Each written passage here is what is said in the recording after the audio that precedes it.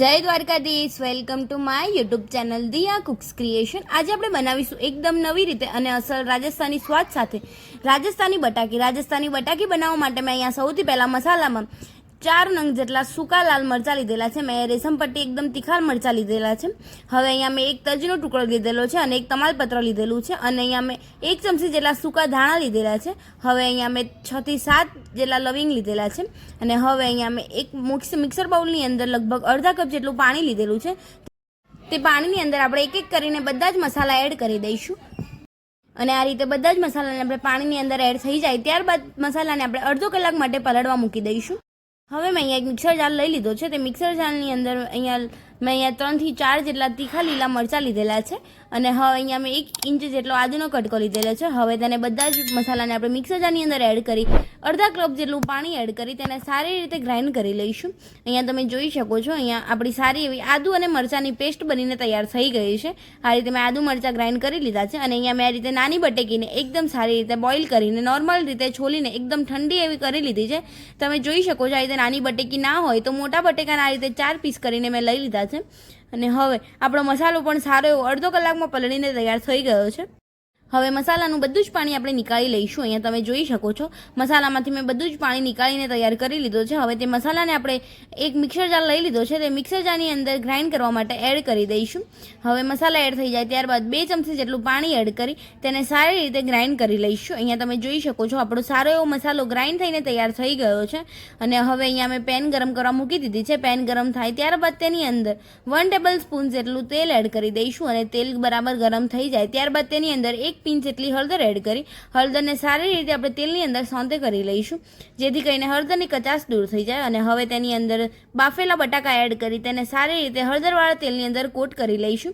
આ રીતે હળદર સાથે કોટ થઈ જાય ત્યારબાદ બટાકા એકદમ ક્રિસ્પી કોટિંગ સાથે તૈયાર થાય ત્યાર સુધી તેને બરાબર સારી રીતે આપણે મિક્સ કરી લઈશું અને તેને ફ્રાય કરી લઈશું। તમે જેમ દમ આલુમાં ફ્રાય કરતા હોય તે રીતે તેને પણ ફ્રાય કરી લઈશું। અહીંયા આપણા બટેકા સારી રીતે ફ્રાય થવા લાગ્યા છે, તમે જોઈ શકો છો અને અહીંયા થોડીક વારમાં બટેકા આપણા સારા એવા ફ્રાય થઈને તૈયાર થઈ ગયા છે। હવે મેં બધા જ બટાકાને નીકાળીને સેમ પેનને ગરમ કરવા ફરી મૂકી દીધી છે। તે પેનની અંદર 1 ટેબલ સ્પૂન જેટલું ઘી એડ કરી 1 ટેબલ સ્પૂન જેટલું તેલ એડ કરી દઈશું। અહીંયા તમે એકલું ઘી કે એકલા તેલનો પણ ઉપયોગ કરી શકો છો। હવે તેની અંદર 1/2 ટેબલ સ્પૂન જેટલું જીરું એડ કરી જીરાને આપણે સારી રીતે ઘી અને તેલની અંદર સોંતે કરી લઈશું। હવે જીરું આપણું બરાબર સોંતે થઈ જાય ત્યારબાદ તેની અંદર લસણની પેસ્ટ એડ કરી દઈશું। અહીંયા મેં લગભગ 6 થી 7 કળી જેટલું લસણ લીધું છે, તેને મેં અહીંયા આ રીતે ખલની અંદર ખાંડીને લઈ લીધું છે અને તેને સારી રીતે સોંતે કરી લઈશું જેથી કરીને લસણની કચાશ દૂર થઈ જાય અને હવે લસણ બરાબર કૂક થઈ જાય ત્યારબાદ જે આપણે મસાલો વાટી રાખ્યો હતો કે મસાલો આપણે જે પીસીને રાખ્યો હતો તે મસાલો એડ કરી દઈશું અને તેને સારી રીતે મિક્સ કરી લઈશું। અહીંયા બીજા કોઈ જ મસાલા એડ કરવાની જરૂર નથી કારણ કે આપણે રેશમ પટ્ટી મરચાં લીધેલા છે જેની અંદર સ્પાઇસી બહુ જ હોય છે અને હવે તેને બરાબર સારી રીતે સોંતે કરી લઈશું। હવે આપણો મસાલો બરાબર સોંતે થઈ જાય ત્યારબાદ તેની અંદર જે આદુ અને મરચાંની પેસ્ટ બનાવી હતી તે આદુ મરચાંની પેસ્ટને એડ કરી તેને પણ સારી રીતે સોંતે કરી લઈશું જેથી કરીને આદુની કચાશ દૂર થઈ જાય। જો બાળકોને આદુ ન ભાવતું હોય તો તમે આદુ સ્કીપ કરી શકો છો પરંતુ આદુ એડ કરવાથી તેનો ટેસ્ટ બમણો થઈ જાય છે। હવે પેસ્ટને આપણે સારી રીતે સોંતે કરી લઈશું અને પેસ્ટની અંદર આપણે ફરી થોડું અડધા કપ જેટલું પાણી એડ કરી દઈશું જેથી કરીને મસાલા આપણે બળી ન જાય ને તે સારી રીતે કૂક થઈ જાય। હવે તેને થોડીક વાર માટે આપણે સ્લો ગેસની ફ્લેમ પર કૂક થવા દઈશું જેથી કરીને તેની આજુબાજુમાં તેલ સેપરેટ થવા લાગશે અને હવે તેલ સેપરેટ થવા લાગે ત્યારબાદ તેની અંદર ટેસ્ટ પ્રમાણે મીઠું એડ કરી તેને સારી રીતે ફરી આપણે સોંતે કરી લઈશું। આ રીતે મીઠું એડ કર્યા બાદ તેની અંદરથી જોઈ શકો છો તેલ એકદમ સારી રીતે છૂટું થવા લાગ્યું છે અને હવે તેલ છૂટું પડી જાય ત્યારબાદ તેને આપણે સારી રીતે ફરી એકવાર મિક્સ કરી જે ફ્રાય કરેલી બટાકી હતી તે બટાકીને એડ કરી તેને બરાબર સારી રીતે મિક્સ કરી લઈશું જેથી કરીને બટાકાની ઉપર સારી રીતે મસાલા કોટ થઈ જાય અને એક સારું એવું કોટિંગ આવી જાય। તમે જોઈ શકો છો આ રીતે મસાલાને આપણે સારી રીતે બટાકાની અંદર કોટ કરી લઈશું।